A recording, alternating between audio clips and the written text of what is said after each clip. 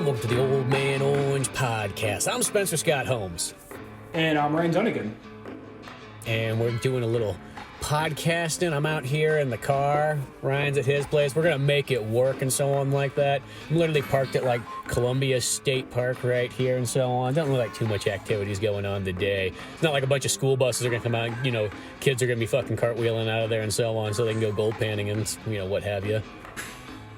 Just so excited to go gold panning for fake gold. They just learn cartwheels on the way there, you know? Just like, oh boy, once we actually get gold, we can afford gymnast classes. It's going to be fucking amazing. Hey, you never know. You know, at one point in time, Columbia was in the running to be the state capital of California. So, you know what? This place used to have some serious power in the 1800s. Yeah, I like the idea, like, oh, we could have been. We almost made it. You know, it's kind of like Runner-up trophy. I can't think of like a particular musician or something, but every so often they'll be like, oh, this guy, he played with Hootie and the Blowfish for like 2 months, and he's just been going from state fair to state fair, being the opening act for that for the last, you know, like 30 years. It's kind of like, It sounds kind of like that with Columbia, you know? I remember a better example, I don't remember the dude's name, but he was the guy who was in the Beatles before George Harrison, Pete Best, I think. Yeah. Was it George Harrison or Ringo? It was Ringo, because, you know, there was the original drummer. And lo and behold, I remember, like, when we were in high school at the Native American casino down the street, he literally played there once. And I was like, it was that one where it's like, damn, we can't get in. We're not 21 yet. But it was like one of those ones, like, at the same time, I felt kind of bad for him. It's like, here I am, playing it. You know, the next to the could-be state capital of California. It's kind of weird there's all these signs saying that coming in, but... The could be fourth Beatle and the could be state capital of California. Yeah. Well, technically it was in Tuolumne City, which I like how back in the 1800s, once again, I don't know why I'm getting this, like, I feel like I guess I'm sitting here looking at old stuff that I'm like, I'm starting to remember.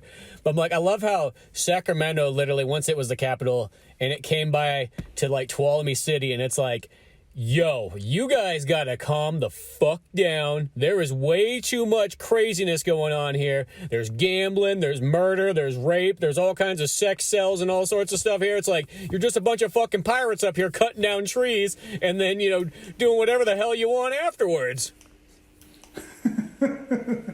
You are not gonna fucking cost this for us, okay? You are not gonna fuck this up. And then years later, I'm not saying Tuolumne is like the shining beacon of California, but they're doing a little better than Columbia Park. Like, hey, remember the good old days? Like, yeah, dude, man, we get it, yeah. Well, I don't know about Tuolumne. Tuolumne's pretty, you know, dead in the water. It's one of those towns that's sort of like, and I think people like it that way. They're like, good, nobody comes bothering us anymore. It's great. You know, no tourists are outside. You know, nobody's fucking, you know, driving by, looking at the snow and shit here. It's Tuolumne. We're off the beaten path, literally. I remember when I first moved up to Tuolumne, I would hear horror stories about just like people ODing in front of other people's lawns and all that kind of shit. And all that stuff kind of calmed down by the time I got up there. But like, I'm not I brought the gentrification with me. But I mean, like, it's just one of those things where I remember hearing all these horror stories. And I went there. I'm like, it looks a little kind of like dead and empty. But it wasn't anything to the level of what people were talking about. But I guess, I don't know, they started cracking down on like the meth houses and all that kind of shit.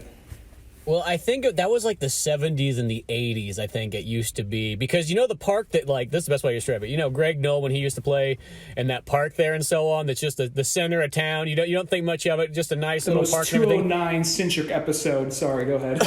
so far, you know. Well, that park used to be referred to as Needle Park for a long time. When I was a kid growing up, that's what they called it, you know. And I never saw any of this Needle Park thing or anything like this. I think we were just ever so slightly past that time period.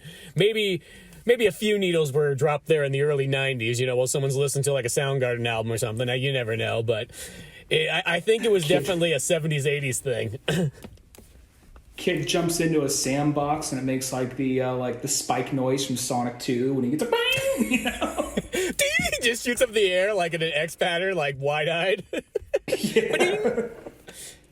I don't know, you know, there was another weird, speaking of weird factoids, I was reading this George Lucas book, or let me just say this, I was listening to it, and it's just kind of, just a biography on George Lucas and all that kind of stuff. Well, the kind of cool thing is at the very beginning, it had kind of a section just talking about the history of Modesto, which, in our neck of the woods, that was always kind of like Modesto was looked upon as, that was, especially back in the day, that was like the closest big city you could go to have a mall and video game stores and all kinds of stuff like that. Granted, nowadays it's got practically none of that stuff. Barely has any comic book stores or any of those things anymore. But, in the glimmering days of the 90s and early 2000s, it had that.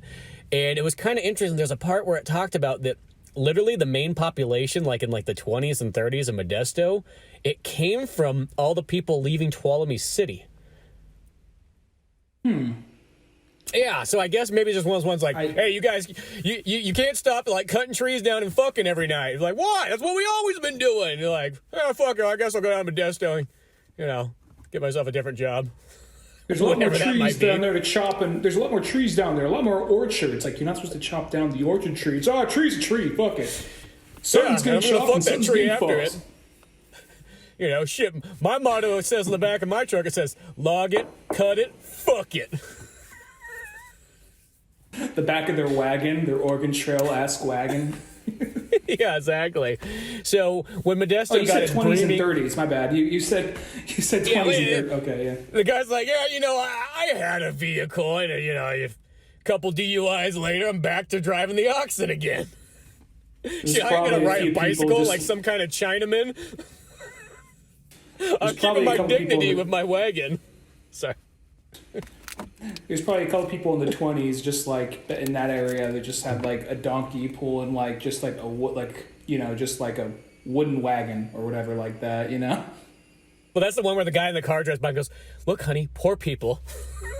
Boy, he can't even afford a car. You know what I mean? He's got to still use donkey power. In the Model T, while the kid in the backseat is just cranking it like a wind-up toy. Yeah. Yeah, exactly. Billy, work harder! Damn it! I want to drive by and point at the poor people again. Yeah, so I feel a little bad. The reason we haven't done an episode in a while is mostly because of me. I just haven't had the time to really properly watch anything. I barely had a time to do Octorok talk, really. So it's just kind of like, I haven't really had the time to properly, let's review this, let's review that. It's good. So it's just been, let's just do it casual, and things will kind of calm down a little bit more after Chris. Well, actually, there is probably another period, just heads up for you as well as listeners. In January, it's probably going to be our scheduling's probably going to be a little dicey again, because that's when we're moving to the next place we're going to be living at for the next year or two. So right now, we're still in our temporary home. So once we get January, it's going to be a little dicey again, but then we'll shrink back to a normal schedule and whatnot. Yeah, well, yeah, we'll kind of get there and so on. I know it's always a balancing act to get that going, And, mostly I'm filling up my time getting I finally got the Pizza Boys, the latest issue, all finished, drawn and everything. And I almost got the cover just about done. I've got it mostly inked and so on, and just got a little bit more stuff to kind of go with there. I'll probably finish that up hopefully today or tomorrow. So it's kind of nice to finally, I got that piece kind of out of the way, because that one's been taking me a lot longer than normal. I mean, there's some other things that kind of come into play, and I did write an entire screenplay worth of issues, so it wasn't like it's just one and done, but... Well, as far as Pizza Boys go, it's probably the most, from what you've told me and from what I've seen, it's probably one of the more, not saying the rest you just really phoned it in, but I mean, this one, it's really kind of pushing the series in an experimental direction. And I know this isn't going to be this is what the series is from here on out, but it is kind of a very ambitious thing compared to what the rest of the series has been. Yeah, exactly. Well, it's that thing. It's an idea that I had forever, and I was like, you know what? I could work this into Pizza Boys here. And the only thing, though, is I've gotten to the point where it's I wrote 6 issues, and it's this could take its sweet time to make. That's the only downfall, though, when you pre-plan ahead. It's kind of nice doing one-and-done issues, sitcom style, where that, hey, whatever, the story's done here, next one will pick up, I can do something completely different. there's that weird thing that I thought about like in the last year where it's like, do I just put this on the back burner for the moment and go with more one and done issues so that you don't feel like you get trapped in a kind of a wheel of like, oh great, now I got to finish all this stuff off. But I don't know. I love the idea so much and I want to go with it and I want to have that, the thing is it's a kind of like an homage to like the classic sort of like late 80s or pretty much 80s in general and 90s, like that kind of surf kung fu. I call it like the American martial arts type movies, which generally nobody ever seems to look at as much, but I think there's like something so much fun about that kind of era where you got like American Ninja and Three Ninjas Strike Back. Of course, Ninja Turtles is one of the big ones of that kind of sector too, but just there's so many kind of neat things there. Plug in the fighting games and the beat 'em up games like Double Dragon and Street Fighter and all that kind of stuff, Streets of Rage. There's just a cool era of that kind of stuff. Yeah, and we've covered things like that before on the show, so it's fitting that it work its way into Pizza Boys. And I'm also like the fact that you made us characters of a fighting game is one thing, because it's usually just like you're reading, you're usually reading it like, oh yeah, I know what he's making a joke of, or I know what he is over exaggerating here, or this situation, that situation, or it's just an inside joke just elaborated on. Where this is like, oh, well, we've never went to Santa Cruz and took on like a gang of street punks, but all right, what would it have been? Probably not as cool as this, but still, I'll go along with it, so. Yeah, well, it's that thing that there was that idea just for, growing up, I felt like just like, man, how cool would it be like to be like Ryu and Ken and just go train in Japan? Like that was, I felt like I looked at that so hard as being like, man, that would be the ultimate thing. If you could just go to Japan and train in martial arts. You do what David Lee Roth does when he's in like, his 60s and just says, fuck, I'm going to Japan, going to train there in the martial arts and do that. But, we can't all be David Lee Roth, I guess. But I feel like taking that notion of like how cool that would be and then doing the thing where it does have that kind of thing where it's like, throw, regular characters that are going to have a fun, like, hey, we're going to just go train in martial arts and so on. We'll do it closer than going to Japan, but this is the next best thing. And then kind of having them get thrown into like, oh shit, it's almost kind of Coen Brothers-y where now we're thrown into some real life stuff going on here, and it's still funny, of course, the whole way through, but like just one of those ones like regular folks getting kind of thrown into like a kung fu action movie. I wouldn't have expected Coen Brothers, but like yeah. A little bit of Street Fighter, a little bit of Streets of Rage, Double Dragon, Coen Brothers. I use Coen Brothers more for like, because a lot of their movies always seem to be like, hey, here's a regular guy or whatever, and then next thing you know, they're thrown into like an over the top situation. I mean, that's literally like even like Big Lebowski. He just wants his fucking rug back, and just all this stuff just keeps going around him. Just wants to go bowl with his buddies, I just like the idea. What if Coen Brothers did an early 90s OVA? It'd be kind of cool to see more like, almost like, because that's one thing that's kind of weird. You don't see that very often where like someone who's like a director of film, director, writers, or any of that kind of stuff just goes, you know what, fuck, I'm going to make like some animation type stuff. Like that, there's that weird, like, it doesn't cross that much. I mean, you got Steven Spielberg producing, Animaniacs and things like that, but it's not like Steven Spielberg just has a full on, I guess Tintin was, but, beyond that, it's not like you see a bunch of stuff. Even like George Lucas, they talk about the book. It's like his other favorite passion was animation. Of course, I mean, I know that leads to Pixar and everything, but it's surprised that like he's not out directing more animated stuff, in the last 35 years. There was a couple of things. Now, George Lucas, this isn't exactly directing, but it's kind of like an Indiana Jones situation, just kind of sad. I don't remember what it was called, but it was poorly received. And he says, I essentially made Star Wars for boys, and I got daughters now, so I'm like, well, let me make something I care as much for, but for girls. And he decided he wanted, and this came out like, I think nearly 10 years ago, but it was like a jukebox musical that was CG animated with like trolls and fairies and all that, and pixies and that kind of shit.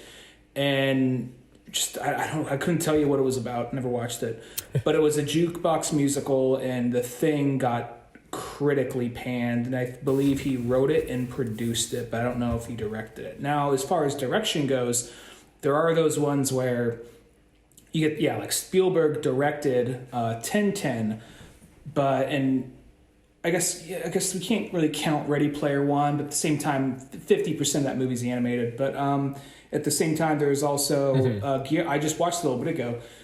He's one of two directors. Guillermo del Toro directed that claymation Pinocchio movie on Netflix, which a friend of ours worked on. So, and that one looked really cool. It was really good, actually. Like that movie. Like I haven't watched it yet, but I was like, oh, that's a cool idea right there. I'll say this without going too much into it. Two things. I really liked it. I thought it was really good. Two things about it, though.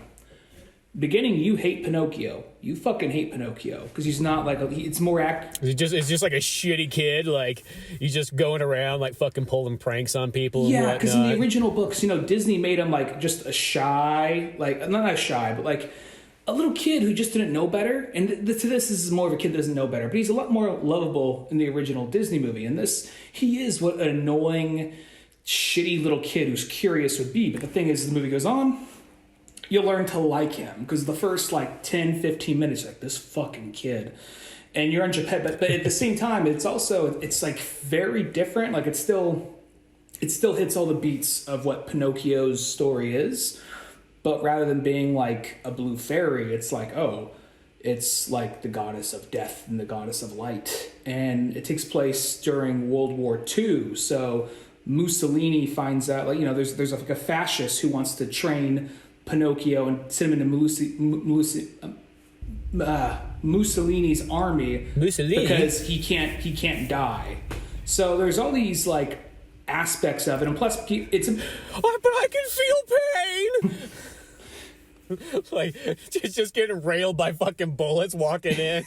It's like I won't go into everything, but it's a little bit more. They have like explanations for a lot of this stuff, and it's actually it's a movie more about like hey kids, like. It's kind of about, like, kids, every day, someday, we're all going to die. It's kind of like what the movie's saying, which is like, kids got to know now, they got to find out. And then on top of that, it's also like, I'm going to say of all Guillermo del Toro's movies, it probably has more in line with Pan's Labyrinth. Now, unfortunately, I don't remember the name of the other director. Another director who worked on it is somebody who worked on a lot of claymation stuff. So it's probably Guillermo del Toro coming in with an idea and a vision, and somebody who's worked in stop motion for a long time. So it's like, okay, I know how to do that. Yeah, I just Guillermo del Toro just sitting over his shoulder, looking at him, arms crossed. Yeah, I don't know. You know what? I know you just spent the last 15 hours on that, but scrap it. Go something different. I got a new idea. Well, our friend who shall remain nameless, who did work on it, who was one of the set dressers and did some of the construction of the characters and scenes, she told me that like, I wasn't like bullshitting with him all the time, but whenever I talked to him, he was really cool, he was understanding, and we'd always try to come and meet some middle. I mean, he was a guy who very much had a vision and very much wanted this way, but he was never a dick about it. At least that's what I remember she told me. So but at the same time, though, like, there's another example I could think of, like, a director with a body of work who did do an animated movie. I mean, well, I guess there's Brad Bird, who did a bunch of animation that went on to live action. But then there's, like, Gore Verbinski, because he did, like, The Mexican, the first three Pirates movies, Mouse Hunt, The Ring. And then he later went on to do Rango. And it's kind of sad because Rango, I'm not gonna lie, that's a really good movie. It's like, because I saw that movie. It took like a cousin to see it, and I was just like, this is gonna just be it'll be whatever. I see it has come with this Western theme. I'm watching like, this is a legitimate love letter to Westerns. This is like not like it's a comedy, but it is a legitimate love letter to Westerns and storytelling, and it was really good. Yeah. And then I hear he's doing Lone Ranger. I'm like, if he's doing it live action, it's going to be even better. I'm like, yeah, okay.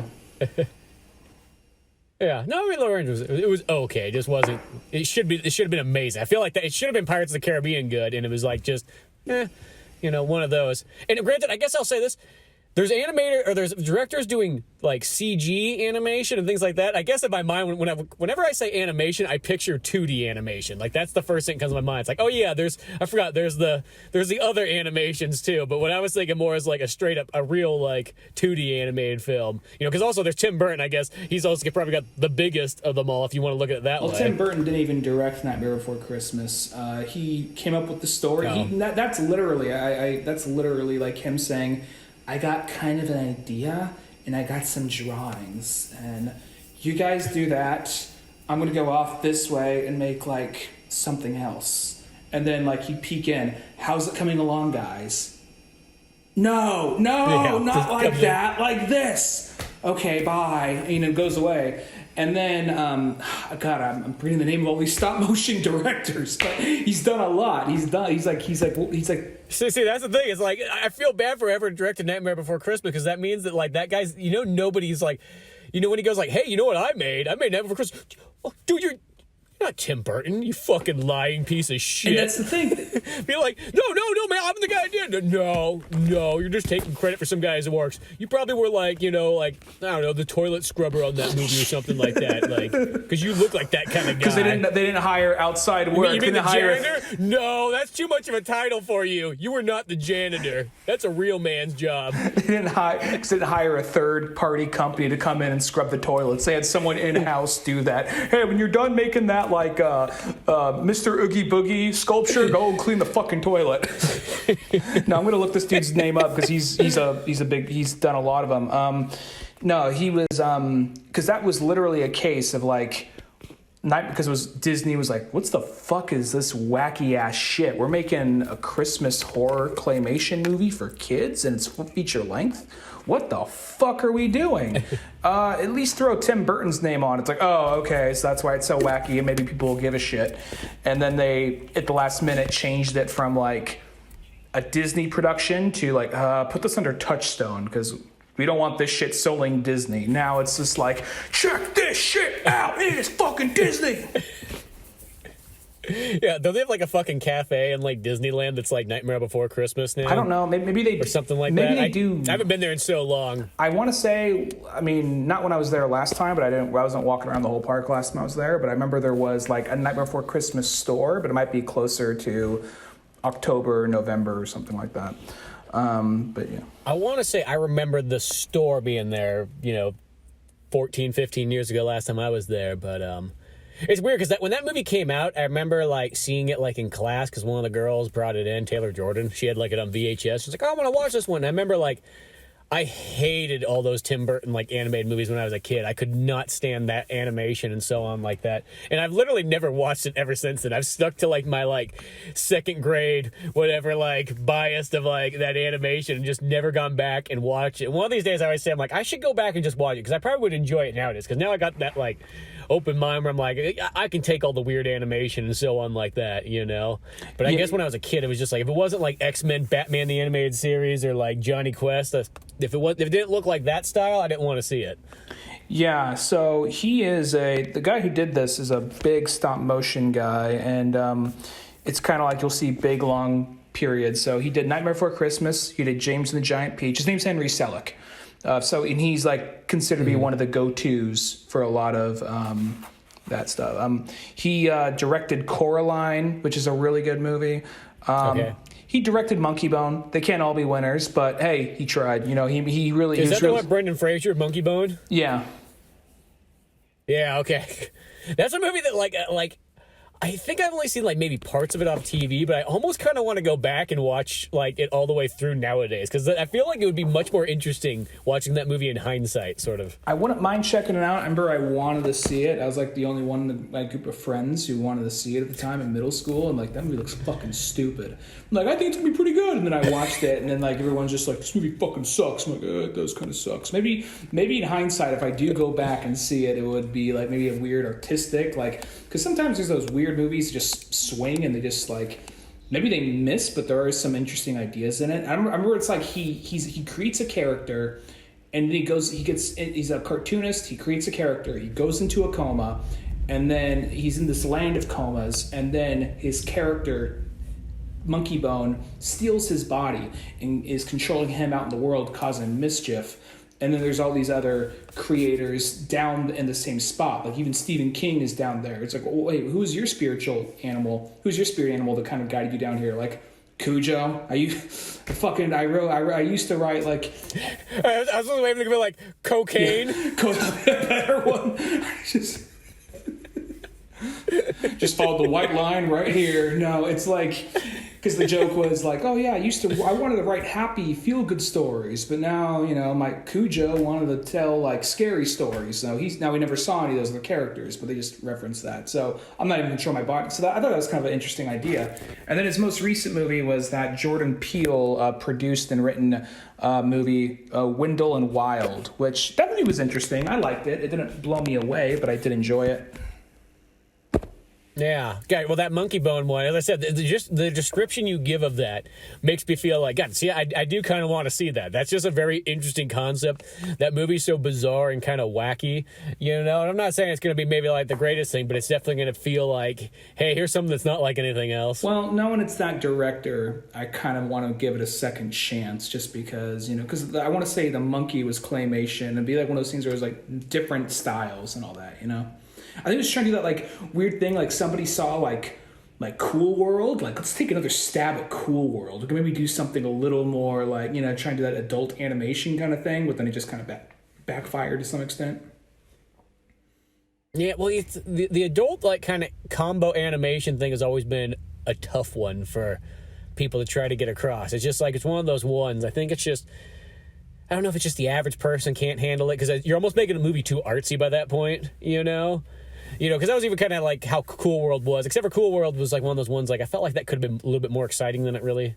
When I remember when I found that DVD or whatever it was, I was like, dude, there's a Brad Pitt movie that's like, he's like in an animation world and everything like that. It's kind of like Who Framed Roger Rabbit, but you got Ralph Bakshi on here. I'm like, this gotta be amazing. And then I remember watching, I'm like, yeah.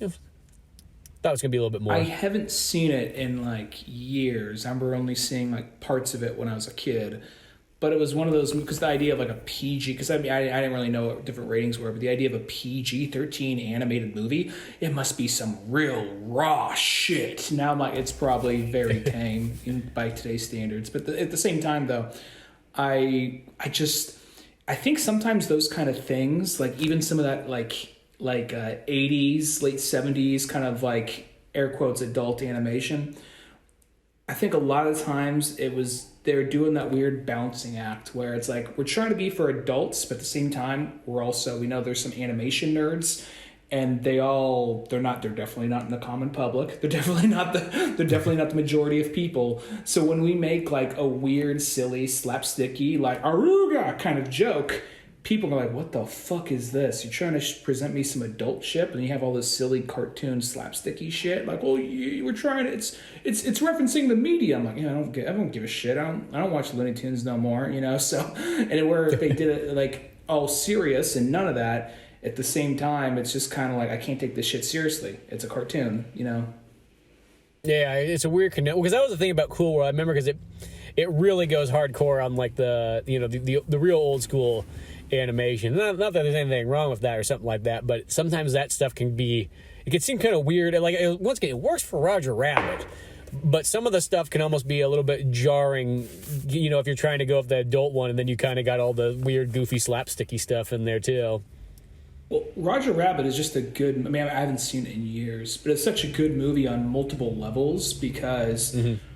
All the slapsticky stuff makes sense, and all the adult jokes, they pull back enough, but they're still really present. And any adult, it's not like at the time you weren't used to seeing like implied, like the whole party they're like doing patty cake, and it just cuts and you see like Bob Hoskins watching like patty cake, oh patty cake, and then like they're actually just literally playing patty cake, and like that's like Roger's like, she's playing patty cake, that fucking whore.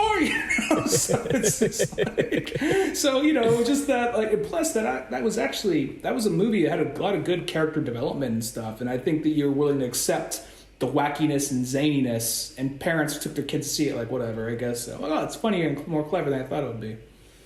Yeah, exactly. It's kind of weird. I want to say the DVD copy I have of it has 2 different discs, and it has like an edited kids version and then like the normal like director's cut, whatever. Like, and the edited kids versions are like, kids are so fucking stupid nowadays. Slap this movie in full screen too, because you know what? They're not going to understand what the bars on the top and bottom are going to mean, because this is still like before you had an HD TV, or if you did, you were rich, like it's like that kind of like version. And it's kind of weird that like it has that. Like we don't want kids questioning this. You know what I mean? Just parents throw it on, your kids are fucking stupid version. Well, I'm not gonna lie, with that movie, even though I really loved it back when I still like that movie a lot, but when I saw it as a kid, even though I loved it, I'd have to almost kind of like cringe and brace myself for the Christopher Lloyd scene when his glasses come off, because when his cartoon eyes and like doing the high pitched screaming thing, like that is legitimately fucking freaky as a kid. Oh yeah, still is even to this day. It's amazing, like kind of some of the stuff they got going on in that one. The way he kills the shoe too, like that, you can't help like this little shoe making this like wounded puppy noise as he's being dropped into like the acid or whatever. Yeah, exactly. You know, that's one of those ones I would like to kind of go back to that, because I feel like that's how I've been in like a mood where it's just like going back and sort of watching those movies. Like I feel like there's that kind of thing that like once like sort of a decade passes, then it's like, God, some of these movies I haven't seen in such a long time, because you're catching up on new stuff always. And then, there's always just the other mysterious movies you've just never seen, so you're watching those. But then sometimes it goes to like, boy, and you're like, man, there's some of these like fantastic movies, and I haven't watched it forever, Well, speaking on new shit, I haven't seen it. I just know that you usually see whatever comes out as soon as possible. Did you by chance see the new Avatar yet? I haven't seen that one yet. I saw Violent Night instead because I missed out on that one on opening day. So I'm like, I got to make sure I see this movie, because I'm afraid that it's going to get knocked off real quick the second that all these movies kind of come out, And I wouldn't mind. This is the thing about Avatar. When that first one came out, I remember seeing the initial trailer. I was like, dude, this looks badass. James Cameron, this is going to be so cool. And then they showed the blue people, and I was like, well, that CG looks kind of like crap. And I know that that's not like what was like everybody else was saying, but I just remember kind of like, oh, that looks kind of lame. Whatever. So I just even bypassed in the theaters. I didn't even watch it. I was like, whatever. I caught it later on. I can't remember if I rented it from something or watched it off TV. I remember watching it and go, it was okay. That was how I felt. I'm like, I didn't dislike it, but I didn't really like it. It's another one that I wouldn't mind giving another go-to and watching it with, because that probably would have been like right there at the... I feel like there's that sort of a cynical like filmmaker time period where you're like in your late teens to like early 20s, like almost like high school, college years. And I think it fell kind of right at the very end of that, where arms crossed, be like, this isn't True Lies. You know what I mean? Like you get that kind of thing going on. So said probably no film school student. Yeah, exactly. So I wouldn't mind kind of going back into it, but it's even like when I watched the trailer over and over as like the months kind of went on leading up to it. It's that thing where it's like, if it wasn't James Cameron, I don't think I'd have any desire to go see it. I feel like I'm only going to see it for James's behalf. You know what? Like, and I'm not saying it's probably one of those ones I'll probably enjoy it, and I probably will go see it. I can't imagine not seeing it because, one, might as well go see it in theaters anyways, and two, there's not that many movies coming out this year, which is so bizarre. It's like, this week I want to go see that new Brad Pitt movie because it's got Brad Pitt in it. But other than that, though, there's like only like a couple other movies, and then it's like year's over, and you're like, I just think of the days. Remember the days like when we would literally it'd be like Christmas vacation, and we would be at the movie theater like every fucking day for like a week and a half straight to catch up on everything? Yeah. I mean, I don't know what it is, but yeah, it seems like as the year's gone on, there's been kind of like less Christmas movies coming out, or less movies around Christmas time at least. But yeah.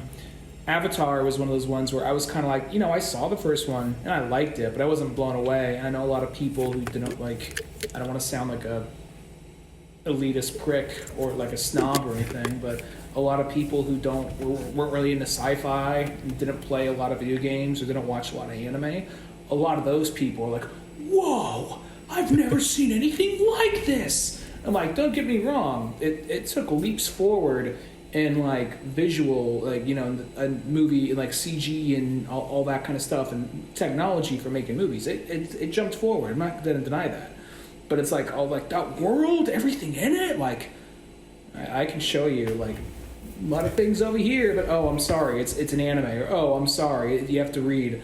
My bad, So it's kind of how I sort of felt. Like I thought it was kind of overrated. I mean, it was basically just Dances with Smurfs at the end of the day. I had to steal a joke from South Park, but it really was just Dances with Wolves, but blue people. And it does have some of that, like, James Cameron kind of, like, the way how he has some, like, interesting world building, and everything did look really cool, but it was by no means, like, the greatest movie of all time. And this one, it's 3 hours and 10 minutes. 3 hours Yeah. and 10. I got to clear some shit out of my day for 3 hours and 10 minutes. And not only that, it's probably a movie with some subtitles in it at some point. And that usually would not be a problem for me, but I'm living in the Netherlands and I still need to learn Dutch. So if I'm going to spend 3 hours and 10 minutes in a movie, which I'm not sure how much of it's going to have subtitles, but I know at some point they're going to be speaking Navi to each other. I'm like, okay, how long is this shit going to go on for? How long before I have to parse together, you know? So that's the reason I was mainly going to ask you if you saw, because I want to know how many subtitles are in it, if there's a lot of it, or if there's minimal, because that's going to decide if I see the movie in a little while or not. But apparently the movie tanked because it was so expensive. It would have to be one of those record-breaking box office movies where it made a lot of money, but not like enough to make that big like splash he thinks it's going to be. Like, dude, I mean, this kind of came out a little late on this one, dude. Well, I think that's the thing is like that, you know, it's got literally no competition right now. That's like the weird part is like there's, you know, if you're going to go to the theater, there's like 3 other movies you can go see right now. It's really kind of bizarre. There's just nothing out. So, I mean, and the other movies have already been out for a while. The only thing that's going to kind of compete is coming up is the new Brad Pitt movie. But it's that thing that the Babylon, the early 1920s film one. Shit, when's that coming out? I wanted to see that. It literally comes out this Thursday. Like it's one of those movies that flew on. I remember we saw the trailer. It felt like 6 months ago, and I totally forgot about it. Like I saw it once. You know, I mean, I want to say maybe I saw the trailer when Bullet Train came out.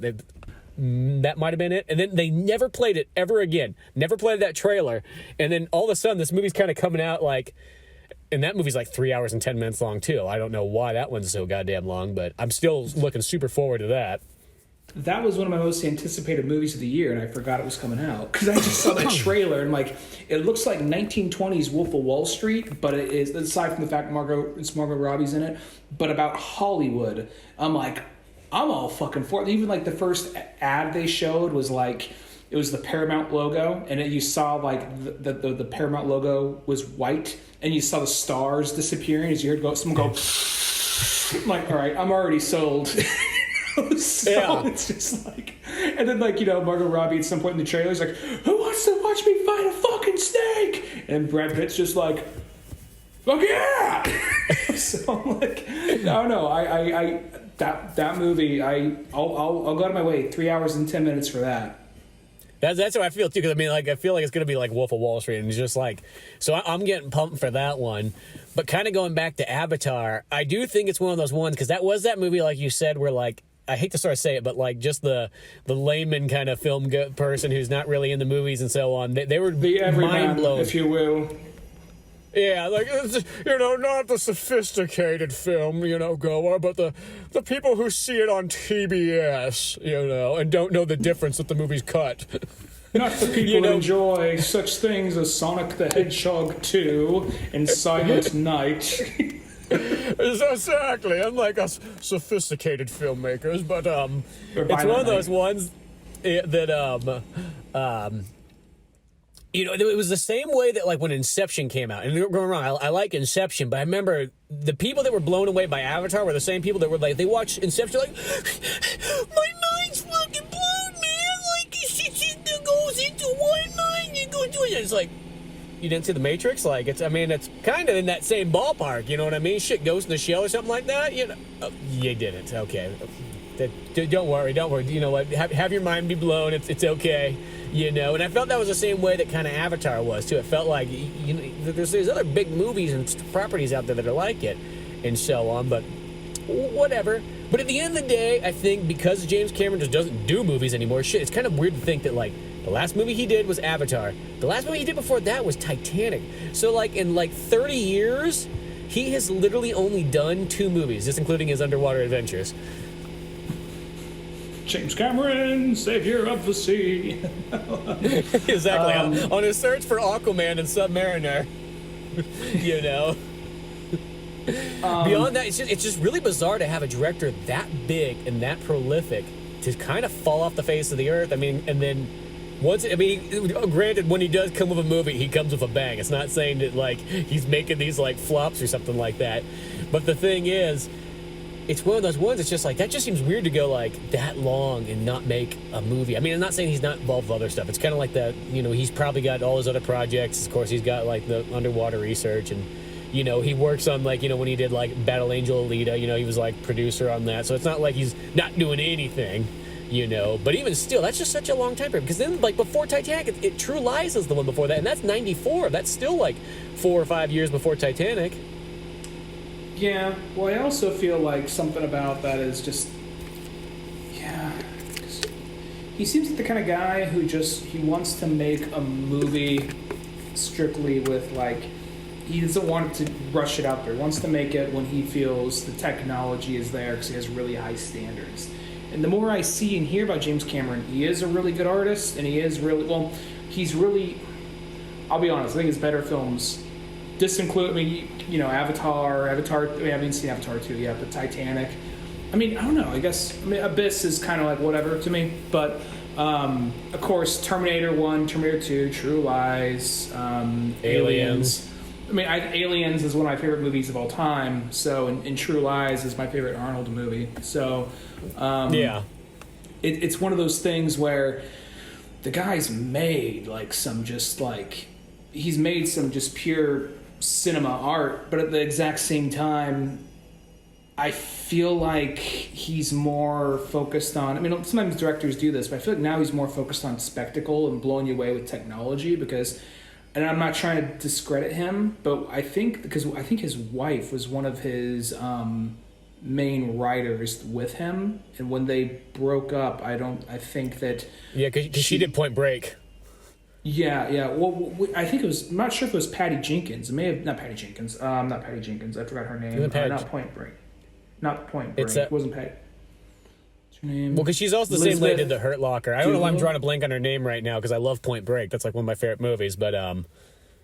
I know, yeah, I'm drawing a blank on her name too, but... she's also got that vampire movie in like the 80s. I remember there was a period where I watched like all her movies because I love Point Break so much that I watched everything she pretty much did. Ironically, I don't think I've ever seen The Hurt Locker, though. Yes, there we go. That's it. I don't know if it was Catherine Bigelow, but I think a lot of his movies, the writing kind of suffered because apparently once they weren't working together anymore, I think a lot of his movies suffered a little bit, where it wasn't, because Aliens had some really good character development, had really good, they were all kind of stereotypes to a certain degree, but they all still kind of stood out in one way or another.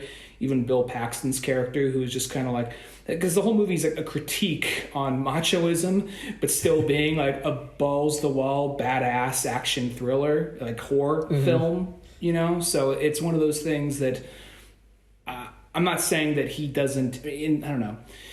It's just one of those things like, don't come out and talk shit on how much Marvel is fucking up. It's just like, dude, I'll watch Ant-Man before I watch the 3 hours of the Blue People, dude.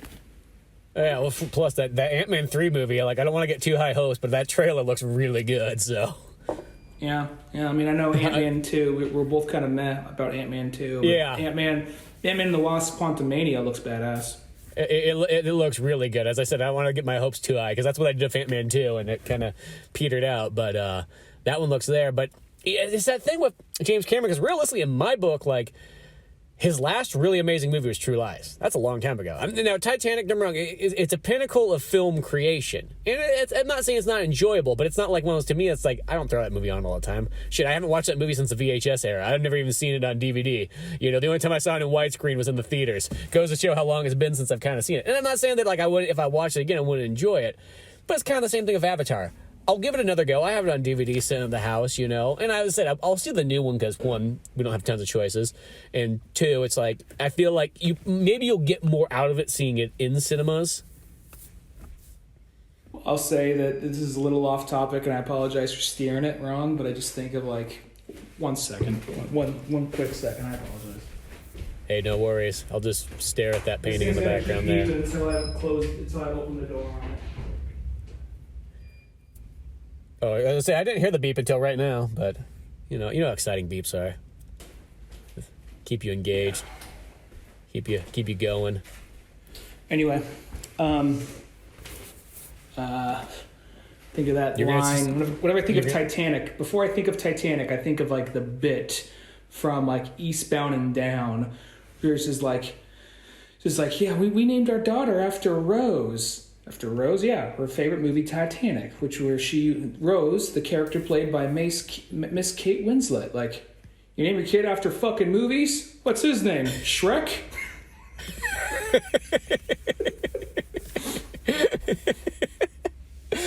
God, that show's so good.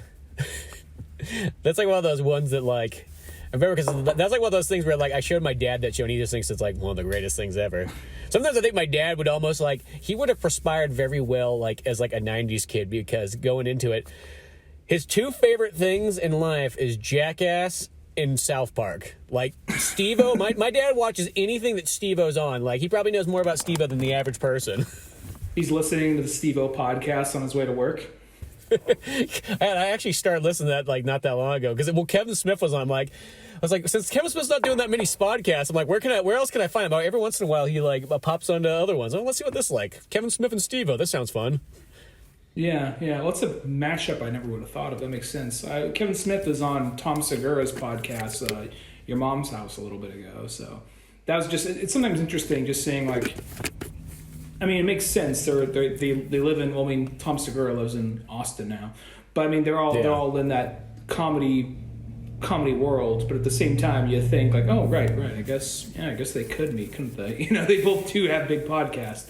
But at the same time, though, going back to Titanic for a second, like that's one of those movies. I remember it was a big deal for kids, at least, just because. Of course, all the girls liked it. And all the guys... There's tits in a PG-13 movie.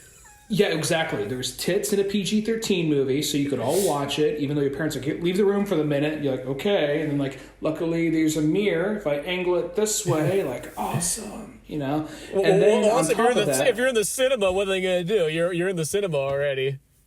I didn't see it in theaters, but then off the top, aside from the tits, people, like, once the boat like gets hit, I mean, kids be like, all right, whatever.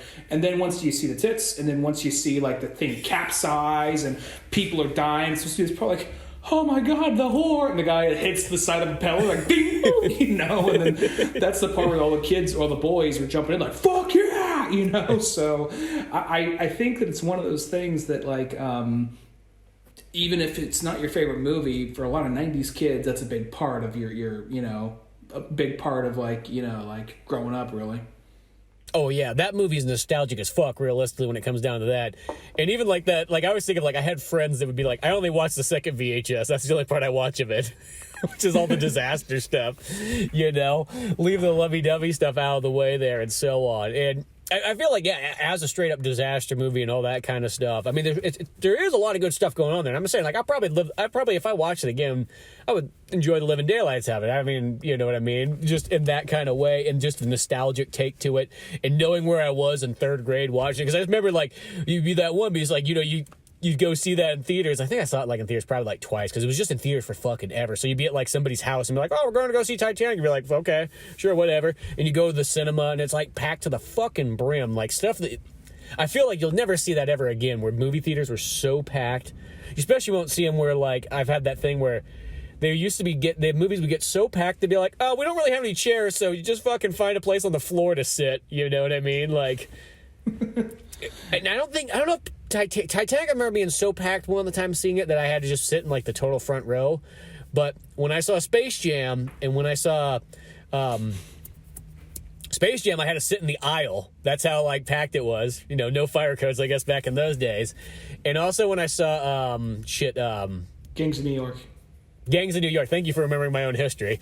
That one, they literally made us sit in San Francisco. We just fucking sat in like the aisle as well too, like some kind of like homeless kids, you know. And that movie's like 3 hours long, so you're sitting in the aisle just like. I mean, I guess as a kid, it didn't bother you as much. If I was an adult son, they'd be like, "This is kind of uncomfortable. Can you at least get some like pads or something over here?" Well, no, you're already in here. There's the exit. You want to fuck off. Can you just like take that bag of like, you know, thrown out popcorn, and I'll just like turn into like a bean bag right here, like, you know what I mean? Like, just give me that trash bag. I don't care. Well, like going on Gangs of New York for a second. That one. Sir, we're gonna throw that popcorn out. Stop eating it. Fuck it, it's here already. Trash is right by there. Like, oh, cool. some half-eaten milk duds. Score. Gangs of New York is one of those movies because, like, Leo, you know, when you're a kid, now Leo is, like, one of the biggest actors ever, and everyone loves him. But when he was, like, a teen heartthrob, it was, like, it's just genetics. Whatever the girls like, you hate. Just the girl, you just hate, because the girls like him, so you gotta hate him. And that followed me longer than it probably should have. And I remember just being like, oh yeah, Titanic, fucking bullshit, whatever. And then like, and then I eventually saw Gangs of New York. Well, it says fucking Titanic in it. Oh, okay, whatever. I heard it's good, so just tough it out. I'm like, okay. It's also another 3-hour movie. But like, he's like, okay, he's okay in this. He's okay in this. And then by the time I saw him in Departed, I'm like, okay. I'm the one who's being the bitch. I'm the one who's wrong. The Departed, yeah, okay. Yeah, well, I remember that same thing, too, because I remember that was also it when seeing Gangs of New York. It's like, oh, it's got Leo in it. Come on, man. Like, you know, it's like, and it's weird because I remember I watched Man the Iron Mask, but I probably watched that kind of like, I mean, it's cool because it's like history and stuff, but I got to put up with Leo, which he does a great job in. He does a great job in everything, no matter what it is. You know, but you get this weird bias thing, you know, like for some reason, I don't know what it is, just like this man thing. And the funny thing, too, is I noticed that what happens is women will have the heartthrobs, and then there'll come a point where they just drop them off on the fucking side of the road and be like, fuck that guy, never again. You know, like, I always picture Tom Cruise had that problem. The second that he fucking jumped on that couch, the women fucking walked out of the room, and then the men were like, it's okay, man time, let's get our dicks out right now and have some action party going on. Come on, Tom, it's okay. How long gonna swing these till we got Top Gun Maverick? Come on, we need Top Gun 2, give it to us. And then ever since then, like, you know, Tom Cruise was just like, he's just all man, and that's just, I don't care. It's okay. Who cares if the women don't want to watch you anymore, Tom? You got the boys now. You know what I mean? Exactly. You know that song, Playing with the Boys? We'll be doing that all night. All night. There's nothing gay about it. Like, guys look at me like that. Like, we're just man time, you know? And then same thing even happened to Brad Pitt. Like, he doesn't really have an exact reason. Like, there probably is. It probably had something to do with Angelina Jolie or something. But the women jumped ship on him, and then he just started to become, like, all man. And it almost felt like it was around, like, the Troy era. Because it was just like one of those ones, I don't know, maybe men just saw him naked and be like, you know what? I can be like that if I put some effort in, maybe, and try to live the dream. Maybe I can be half as good as Achilles. And then from that point on, Brad Pitt became like the all-man guy. And the same thing happened to Leo, too. Like, the women, you know, dropped him off the curb one day, you know, and then all of a sudden he started doing kind of the action movies. And I think that's where he started picking up as being like, no, this guy's a fucking amazing actor. Well, Brad Pitt, he was, you know, people think, okay, the pickpocket from Thelma and Louise and the guy from that Cool World movie or whatever. But he was in a bunch of movies in the 90s and like late 80s, and where he was just, you know, trying to be experimental, just real actor type stuff, but stuff that that a lot of people didn't know about. Whether ranging quality of the movies ranged, but he was always playing a lot of different types of characters. And then, you know, there's, I think, two epitomes of Brad Pitt, which was Fight Club, which were like, okay. And then there was, in which that kind of, like, I'm not going to see everything he's in, but I like this one. And then you get to Troy. And I don't know if you could have, like, you know, being a bunch of, like 14, 15-year-old, like, boys, seeing, like, this dude just waking up 3 women around him, like, okay. Like some little kid walks in like, me lord, there's a Goliath out there. He wants to kill you. Like, give me my fucking sword. Boy, I don't want to fight him. I would sure die. That's why no one's gonna remember your name, you fucking little bitch. You know, exactly. You know, I almost wish it's like, because in that time period beforehand, like, I didn't notice till much later, but then you also get the hillbilly Brad Pitt stuff in like the 90s, like California. And there's another movie that literally, it's just like California. It was like a made for TV movie, but it's got him and Yeah, Juliette Lewis is in it too, just the same, and it's almost that same thing, like trailer trash, people on the run. I almost picture just Brad Pitt like having that, he had the drunk Batman voice almost going on in that California movie. Just him and Troy be like, "That's right, boy, no one's gonna remember your name. Let old Achilles go out there and show you how it's done. You gonna put pants on? Fuck, no, I ain't gonna put pants on. You know what? Where I'm going, I ain't gonna need pants." He's going out there. What he's doing. He's going out there. He's wearing like the top part of his armor, the boots, and even the little Roman skirt thing, Greece skirt thing, just kind of flaps in the wind, but still no fucking pants. So, no pants.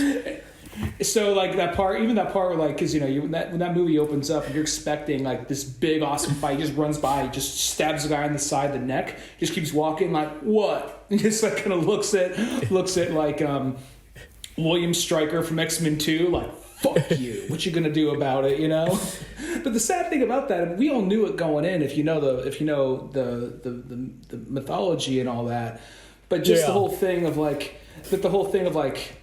Orlando Bloom is gonna kill him? Really? that little bitch? I mean, like, he seems even more like a bitch in this movie than he does in the book. You know what I mean? Well, it's also one thing of just kind of like, hey, I know we've been at war for a while. There's only one thing we have to do. And it's not even written down because I don't think we need to write it down. Don't fuck the enemy's wife. That's the only thing you got to do. Okay. I mean, it's not written down. I don't know why I have to say it, but just don't. Okay, cool. What the fuck, Paris? Right? Paris, what the fuck? What the fuck? What? Like, did you not? Oh my fucking god! Just what? And like, well, her husband's kind of a dick. Yeah, he probably is, but is it really worth it? Look at her. All right, yeah, but still, I mean, fuck, dude. Dude, it's gonna take Odysseus 10 fucking years to get home now. There were so many people getting like all right, guys, pack the swords. It looks like we don't need this horse. Like, shit. Okay, wheel the horse back out. All right. Come on, guys. Oh, God, yeah, one of those things there. This little fucking trust fund bitch. Speaking of Paris and Orlando Bloom, do you ever think that was the downfall of Orlando Bloom's career in a weird way? Is once he was viewed as kind of the bitch character on screen, I felt like after that movie, because beforehand we had him as Legolas, fucking badass. We had him in Pirates of the Caribbean. Like in the first one, he's like the main character. Like as time goes on, he gets fucking like arm just pushes him. Literally a cane comes out and fucking pulls him off stage. Just pulls him out. But in the first Pirates of the Caribbean, he's literally the main character and everything like that. Johnny Depp's just a fucking like funny sidekick guy. And it felt like when Troy came out and then he was kind of like, oh, he's the bitch character in this one, just like Brad Pitt came by and showed him up. It just felt like from that point on, not saying that he doesn't have, other moments. I mean, he comes back as Legolas in the Hobbit movies and so on. There's sort of is like, oh shit, remember that guy? But it's like after that, it was just kind of like, there goes your action career. I mean, here's Kingdom of Heaven. You get Ridley for a moment. I can't remember if that was before or after that movie, but it's right around that same time. You know what? It's hard to say. I don't really know. I know that's what killed it for a lot of, got people in our generation at the time just because they had trouble separating the actor from a character. I wasn't writing him off anymore or anything like that, but it was because there was that point where I don't think that killed his career because I think he still does stuff. I'm sure if we went looking around, we could find him in a bunch of things, but he might be one of those people who just did, you know what? I made a fuck ton of money on these couple of things over here. I don't need to work no more. You get those people sometimes. I'm hoping that was the case with him. Yeah. Well, I'm going to say it's not necessarily career because he does have movies. He's got like Elizabethtown and things like that, but it felt like as an action star, that kind of flew out the window. Because it's that weird thing that like an action star, it's like, you get so many of these kind of actors where it's like, it feels like, oh, this guy could kind of go somewhere. And then it's just like fucking the rug gets pulled out and that's fucking it. Well, it's kind of like, it sounds like there's that whole part in Once Upon a Time in Hollywood, where they're talking to where he says like where the Al Pacino character is talking to Leo DiCaprio and saying, look, so you started off in television, you went to movies, the movies didn't pan out like you hoped, but now you've just been guest starring on TV shows as the heavy in individual episodes, and every week you're getting your ass kicked.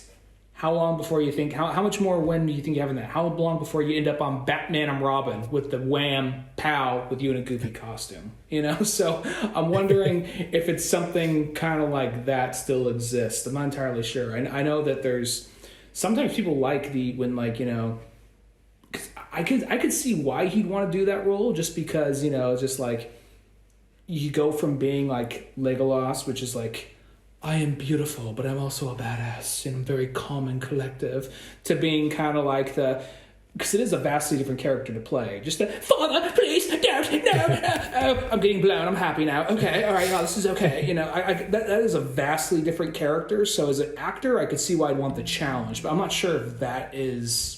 I don't know. It's kind of hard to say. Like I said, he probably got typecast in like his Elizabethtown. It was just like, what the fuck you doing? You don't got a sword. You don't got a bow and arrow. You're not in medieval times. What the fuck you're doing? What the fuck are you doing here? Like, you're right. Let me go back to my time machine. Well, that's the thing, is he definitely does get kind of that. But you know what probably happened? I bet you what happened, and I'm just making this stuff up. I mean, I got like the 4-disc collection of Troy, and I don't know why I don't know this. But I bet you when he came in, he probably auditioned to be fucking Achilles. I bet you that's what he was shooting for. And then they're like, we got Brad Pitt. You know, no. You're great. You're an up-and-comer. You're great. We like you. So here's this part instead. You want to play Paris? I mean, it's not Achilles, but you're still part of Troy. You know, you still get to be part of the Odysseus legacy here. So maybe, and he probably like, oh, okay, sure, I guess I'll do that. You know, it's just like, and it's just that kind of thing that, like, I bet she's kind of like, well, you know, can I at least be Hector? Nah, Hector's supposed to be older. You know, and you know, he's got a beard. He's a little bit more rugged. Can I be Odysseus? No, you can't be Odysseus either. Well, I guess I'll be Paris. I could just see kind of like, you know, he's in the room, he auditioned, you're like, well, Orlando, we got some fantastic news for you. We have a very big role. Like, oh, awesome, I'm all ears. We're very proud to say you will be our, this they hear like just a rev outside, like fucking Brad Pitt comes riding in like on his motorcycle doing a wheelie shirtless and just lands like, oh, I'm sorry, this is the wrong room. I was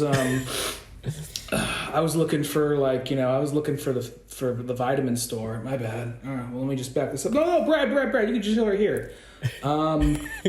Yeah, Orlando, you can be Paris. What? Yeah, you're Paris. But I played for shut the fuck up. Yeah. Hey, Brad, have you fought with a sword before? No, but I can probably figure this shit out. Like, all right, cool, come on. All right, let's get you in a toga. Let's get this shit rolling.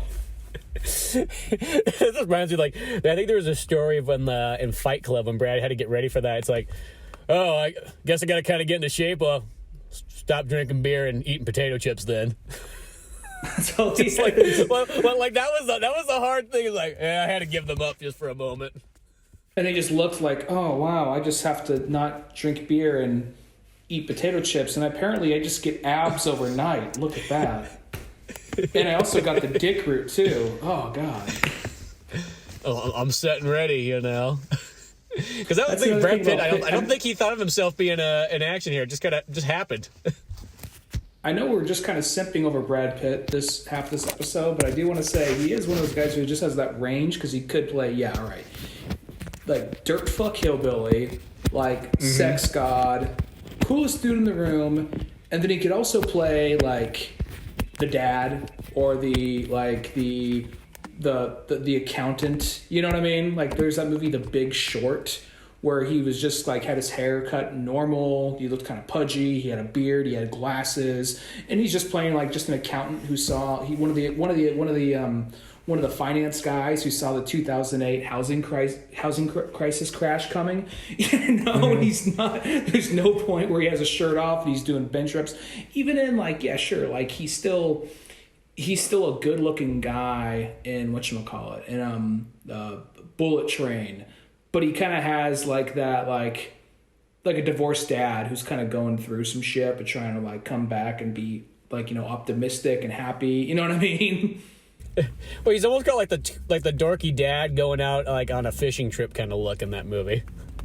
Who just happens to be an ex-assassin, kind of like dorky dad who's on a fishing trip, but back in the 90s, he was like you should have seen him then kind of thing. But even in that movie, he still pulled it off just because he was just really funny in it. Just the idea of the part when he's being attacked and all that, and he's like, yeah, he's just like, I'm here for revenge, and I don't even know what the fuck's going on, dude. Well, that's just the thing, is just like, he just takes on so many kind of different roles and kind of just comes in. Because I think that's the thing, is back in the 90s, remember, they would have wrote Brad Pitt off of like, he just looks good, but he's not like a super actor or anything like that. And then it's like, you must have not have seen, like, because he's been like a super actor even in the 90s. You just missed out on some of these movies he has here and so on. But it's like, as time gone on, it's like, no, he's definitely, hit all like the marks, and no one can really argue that point anymore. Something else that probably did it was Ocean's 11.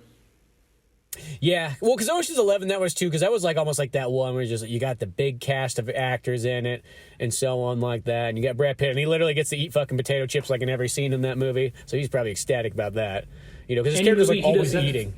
Any movie he doesn't have to take his shirt off, he's probably happy. You're like, okay, good, I can just eat potato chips and drink beer, and I don't have to worry about showing off my abs. It will appear overnight if I just stop doing that. Yeah, exactly. Well, it's like even like a true romance when he's like talking to like fucking Tony Scott. He's like, my character kind of just sort of says stuff, and he doesn't really move or go anywhere. Can I just be like a stoner guy that just sits on the couch and just hangs out? Oh, sure. Well, why not? Yeah.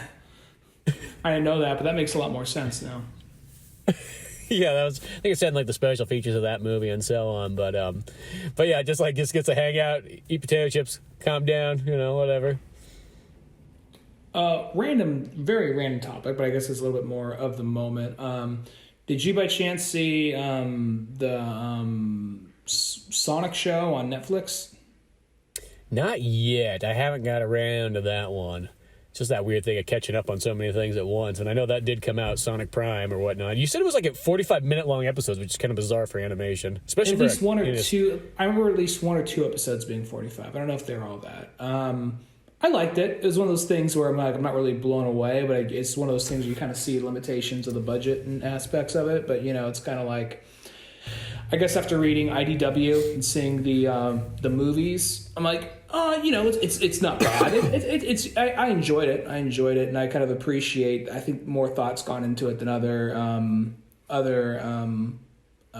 kids media and all that. But it's not as high up there as other stuff too. When they said something like, "Oh, it's going to be Sonic traveling different dimensions," like, oh, so 2 things come to mind, and it's like, oh, so is it gonna be like kind of like Into the Spider-Verse thing where he's going into different incarnations of Sonic? That'd be kind of cool, but it's not that, and that's not likely, but it'd be cool if it was. Or like, what if this world over here? What if like this world like Sonic never met Knuckles, or this world like Tails was evil, or it's just different like like things like of like what if in Sonic history, but it's not that either. It's like, we're in the caveman world. Oh, we're in a pirate world. So just like, oh, okay. You're more of kind of like, yeah, it is a kid's show. There's no way around it. It is a kid's show. And there are parts where I was kind of sinking down. Like, I'm glad my wife's not here while I'm watching this. But there's another part of me that was just like, there are parts that were kind of a little clever. You'd expect them to be. And other parts that were a little more, like, more thought out. Because it does have some interesting character arc stuff in it. But it's not as good as other stuff that's been out recently, Yeah. Well, it's that one, too, that I feel Sega kind of has this... They got this, like, little bit of a moment where they got to keep this Sonic momentum going. Because all of a sudden, then once that Mario movie comes around the corner, like, that's the one that's kind of scary for Sega. Because Sega... It's going to have that same feeling of like the Genesis, like, we're on top. And then Nintendo comes back and be like, yeah, we can show you how to do the 16-bit era. You know what I mean? Like, yeah, you had a couple good hits, and we released the wrong version of Mortal Kombat. Fuck you, Donkey Kong Country, Chrono Trigger. We're just dropping balls right now. Get the fuck out of here, Sega.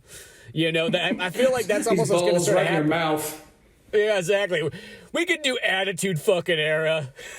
Like, don't think you're the only one that can do it. Like, and that was the thing. It's like once Nintendo kind of came around and just did that, just like, yep, and there goes Genesis is out the window now. Huh? Okay, there it goes. They tried. And don't you, like there's like, and it's kind of one of those things. Like, I'm wondering if it's one of those things like they had this much time to focus on. Like we want to do like this story right here. Like, well, you get this many episodes. Like, oh, we got to stretch this shit out because there's like one or two worlds. So they go to like a world that's all like dystopian and like taken over by Robotnik. And like Tails is kind of like an anti-hero and kind of like, you know, what if he never had Sonic there to defend him and he's a lot more like darker and angrier. Like there seems like to be a lot of thought put into this world and the characterization in it. But then the other two worlds are a little bit more like, this one's a caveman world, and it seems like problems are going to be like solved easily. And like even Amy Rose is very interesting in the dystopian. And there's like callbacks. There's very obvious intentional callbacks to Sonic Sat AM, like the Robotnik's base in that. It's not the same thing. It's not that same like oval eye thing that you saw in Robotropolis back in the Sat AM stuff, but it kind of resembles it.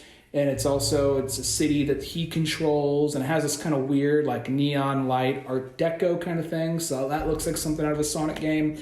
But then like other stuff does not seem as well thought out. Not that it's not enjoyable. I'm just kind of like, I do feel like I'm watching a kid's thing. And I was like, well, maybe we'll do this for the podcast. I wasn't sure if we would. So I'm like, let me just crank this thing out, just if anything gives us something to talk about. But I mean, I liked it. Didn't blow me away. I'll probably watch the next season or the next half whenever they come out, you know. Yeah, well, it sounds like it's still kind of interesting. Sometimes I was kind of worried with cartoons nowadays. Like, you used to never have to worry about cartoons, but I noticed it started with like a couple of them on the Netflix thing where they start doing the thing where like they started making cartoons like TV shows where like, guess what? We're going to cut the action out and it's just going to be slow and nothing's going to really happen. And maybe the last episode we'll put some action in there. And like that's what I always kind of fear for sometimes with some of these things. It's like I hope they don't try to do that, because when you said that like they're 45 minutes long, I'm like, oh god, does that just mean these episodes are just filled with like filler material for a good while?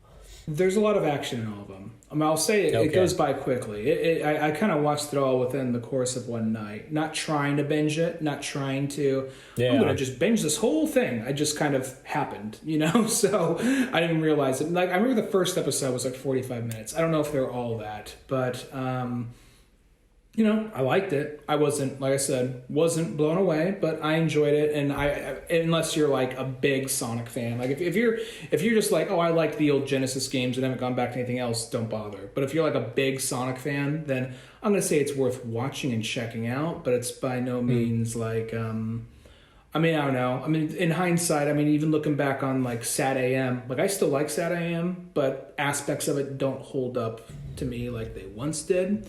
So, you know, it's, I think by now the best, I haven't read it, it's read and seen everything, but I think the best incarnation of Sonic storytelling wise is probably the IDW books. Yeah, that definitely is kind of the most dialed in. But, yeah, no, that still sounds kind of worth it to sort of check out and so on like that, because it sounds like at least it's got something kind of interesting going on, and you know, plus more Sonic stuff. I mean, I'm not going to complain. You know what I mean? Mm-hmm. Yeah. I'm sorry. I just realized how much I just grabbed the wheel. We're going to talk about this Sonic shit now. I didn't mean for it to go that way. I was just like, I wasn't sure if we were still talking about Brad Pitt and all that. So yeah. Oh, hey, no worries. I know. Well, I'm kind of getting towards the end here, anyways. My battery's it's at the 19%, and so that's the only downfall of doing it on like your phone and so on. You're like time limited there. You're like, hey, there you go. It's, you know, like, if not, the cane's going to come out and pull you off stage just like Orlando Bloom in the Pirates of the Caribbean movies. It doesn't matter how good you were at tap dancing. Nobody gives a fuck when Johnny Depp shows up. I want to say one quick little thing about going back to Troy for a second. I do think it's funny for how much of like, you know, a manly man Brad Pitt plays in that film. I do think it's kind of funny that like he has this little like cousin show up, like Cousin Cleese or whatever. I don't know what the fuck his name is. Cousin Cleese got cousin in the title.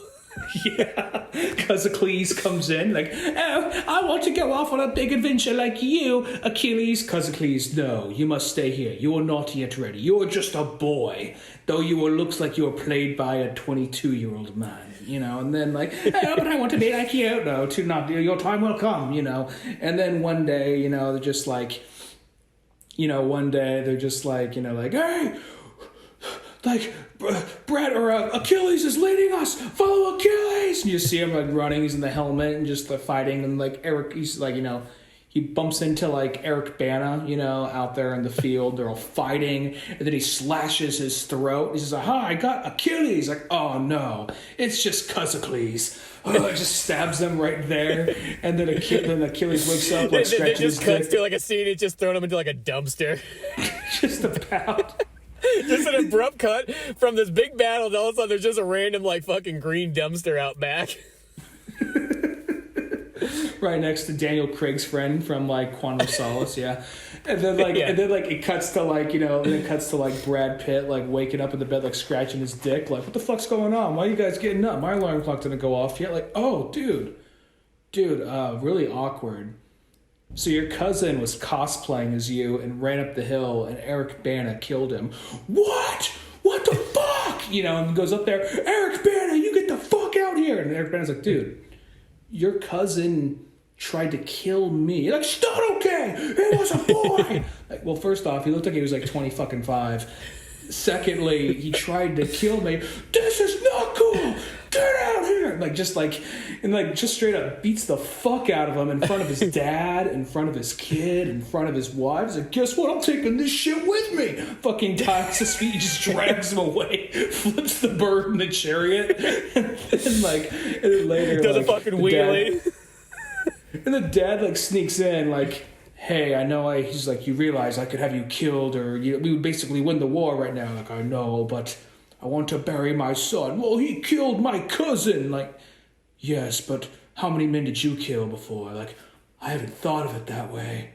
Yeah, deep shit, I know. You know what? I'm sorry I killed your son. It's cool. He was a noble fighter. Yeah, cool. All right, cool. They fist bump and see you out there. You're there for 10 years, you know what I mean? Come on. I guess the movie made it seem like it was 4 days. Well, that's the weirdest thing is when you read about that, you go, that war was 10 fucking years. That's you know what I mean? Because that was what makes it Odysseus.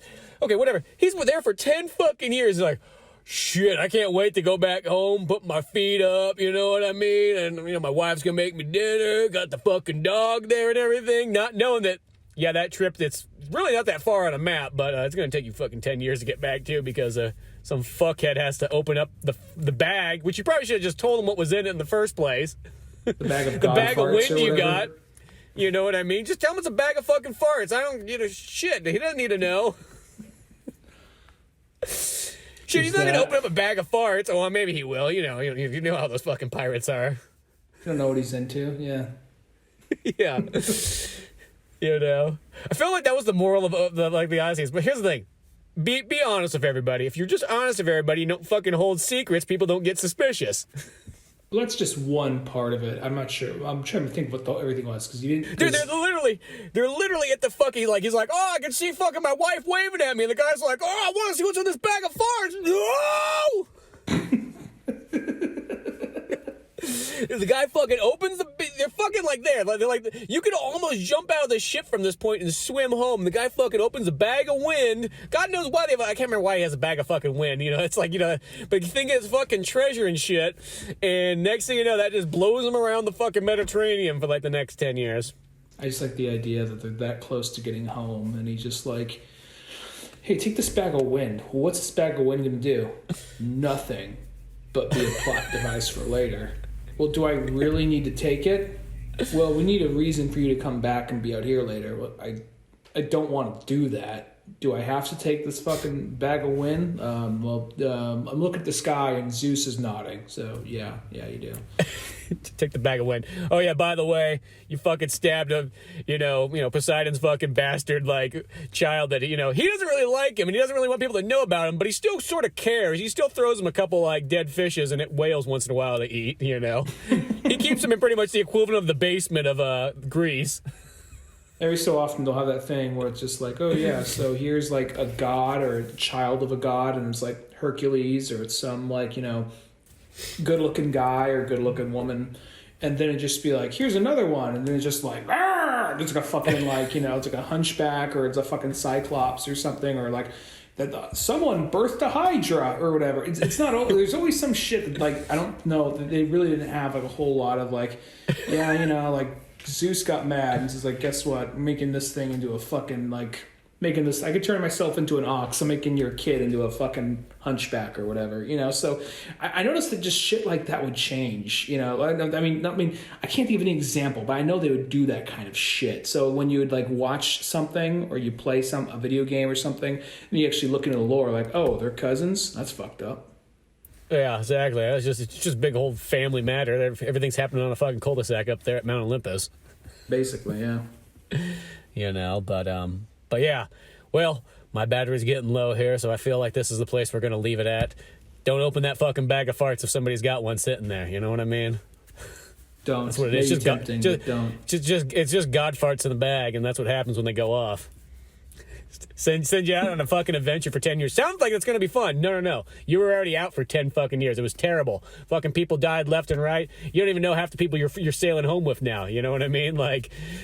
That's it. Like, literally, like, fucking families have been started in this time period. When you get back, though, your fucking dog, that God knows how old that dog is. That dog is like 26 years old. You'll get one last pet of him, and then he'll pass away. It's a very sad moment. But at the same time, you're going to be questioning how that dog lived so fucking long. Yeah. Yeah, just... Could have think of all the pets that could have got in if you didn't open that bag of wind. Exactly. But till then, go to oldmanorange.com where you'll find more podcasts. Comic books like Pizza Boys, with Pizza Boys 13 coming up hopefully very soon in the next month or so, once you get all the checks and edits and all that good stuff.